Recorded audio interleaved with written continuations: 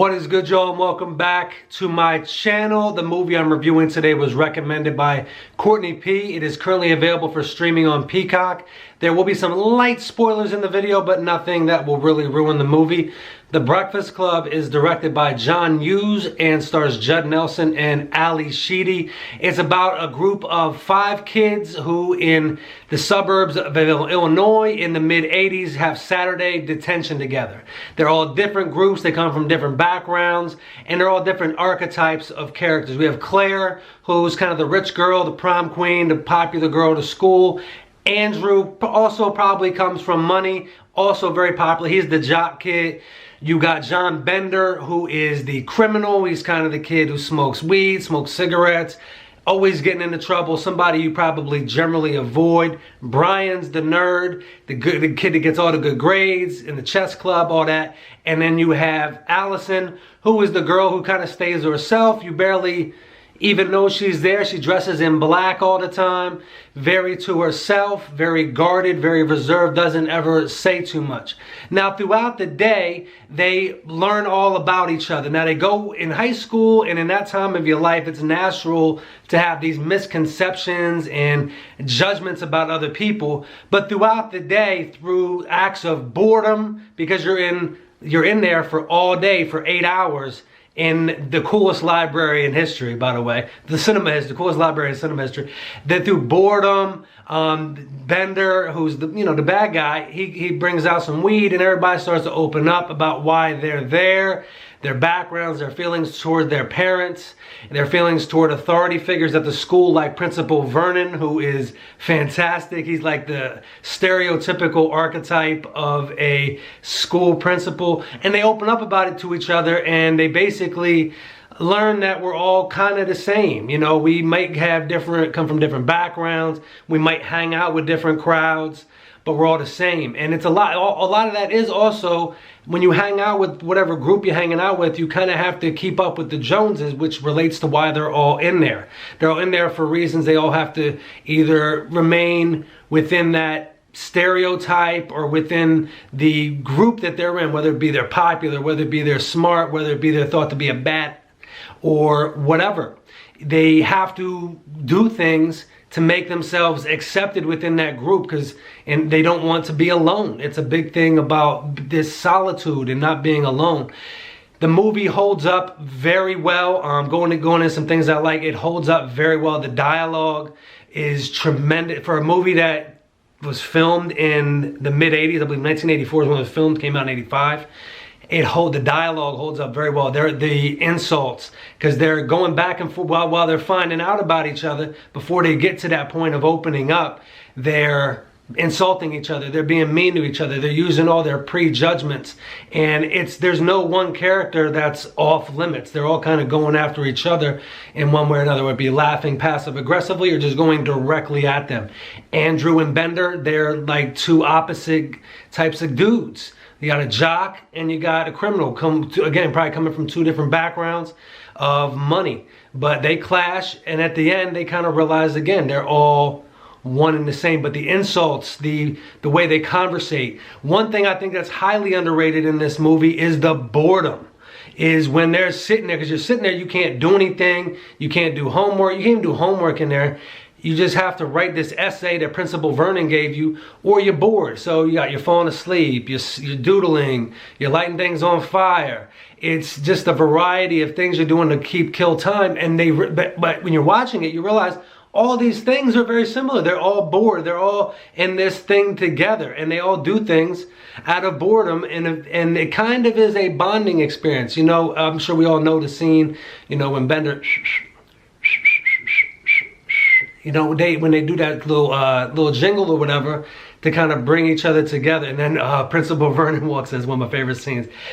Principal Vernon and Bender going off of each other is fantastic. I've read that Judd, who plays John Bender, was a pain in the neck on the set, but totally fits the character. Like I said, it holds up very well for a movie that was written so long, because the movie, it's heavy dialogue. There's nothing that really actually happens. It's really just a matter of dialogue. I mean, they get blazed up together, and that kind of allows them to open up, especially the characters that never did that before, which is pretty much everyone but Bender. One of my favorite characters in the movie, there's only 7 characters really in the movie, the janitor Carl, he kind of, if you pay attention early on in the movie, it says he's man of the year when you're going through the school and through all the like history of the school. He was man of the year when he was a senior in high school, and now he's the janitor. Now, they try to laugh at him and clown him for that, but he's the most well aware of who he is. He's the most grounded and comfortable in his own skin, when everybody else is just kind of putting on this facade. Even Principal Vernon,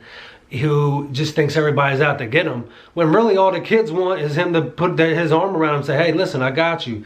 Don't worry about it. We're going to get you there. What can I do for you? But he doesn't do that because he has this built up angst towards them from his own misconceptions in his own mind. So hopefully by the end of the day, all these things are gone. But like I said, holds up very well. Dialogue holds up very well because it's a dialogue-driven movie. The school setting is done extremely well. In the opening, you show different shots of the school, the cafeteria, the hallways, the classrooms, the locker room. You get a good feel and environment, a good feel of the environment that these kids grow up in this school when it's not this day of detention. And the last thing I really liked about the movie, again, the library is absolutely so cool. It's the coolest looking library ever. And yeah, just this setting is really well done. Now, I do have some critiques. I know this is thought of as a classic, but it's time to be a little bit honest about some things of The Breakfast Club, because I know it is well loved, well touted. One thing I'm kind of neutral on is the soundtrack. Don't You Forget About Me, that bookends the movie, works within the movie and is a very good song from Simple Minds. I like that. I have no issues there. However, the songs within the movie, although it works because we've seen the movie so many times and they work within the framework of the story, it's not a soundtrack I would listen to outside of the movie. It's kind of 80s throwaways, and other than, Don't You Forget About Me is just like a star in the movie in and of itself, that song. All the other songs are kind of throwaways, so I don't really dig them. Another thing I don't like, the scene when they all get blazed up. Andrew, who's kind of like the jock kid, he's kind of a little bit stuck up. He smokes and he opens up.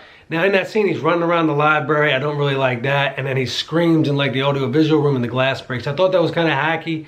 I did read that John Hughes didn't like that. He wanted to cut it, but it's in the movie. It's in the final cut, so it is lends itself to criticism. I don't really like that part at all. And probably my biggest criticism of the movie, because my favorite character in the movie is Allison, who's very much to herself. And one little cool side note with her, when they're eating lunch, she's reading like the back of a Prince album, 1999. And so I was like, I already like the character enough. And then she's reading a Prince. I didn't know that was a Prince album when I first watched it until I started collecting records. I have the record, so always thought that was really cool. But anyway, so she's kind of like darker. She would be like more like goth type emo today. And Claire, the pretty girl, kind of does a makeover of her and puts her hair back, dresses her in white, puts makeup on her. I'm like, if we're all accepting of one another, why are we changing this character? She's fine the way if we're all fine with the way she is, why are we changing her? Was that studio involvement? Was that John Hughes' idea? I don't really like that. And I've noticed that for a while, and it doesn't take away from the movie so much, but it is something that's noticeable when I'm watching the movie. Like, why are we doing this to that character? Why aren't we leaving her the way she is? She would be the character I would talk to before any of them. Speaking on my own life, my own high school experience, I was kind of, I wouldn't say friends with everybody, but I was cool with everybody. I had not friends again, but like acquaintances, and I could kind of move within different crowds. Although I had my own group of friends, I never, I was cool with some of the goth kids, the jocks, the popular kids, the athletes, because I kind of mingled in there. I kind of floated between everybody, the music kids, everything. So her character I would have been drawn to. I like that type of reserved character, the mysterious person. You wonder about them. They always get good grades and they kind of just hang in the back of class. And, they're always fascinating. So I didn't like that they changed that character. But yeah, overall though, the movie holds up really well. Again, the soundtrack I think is a bit overrated. Let's be a bit honest, but overall still holds up really well.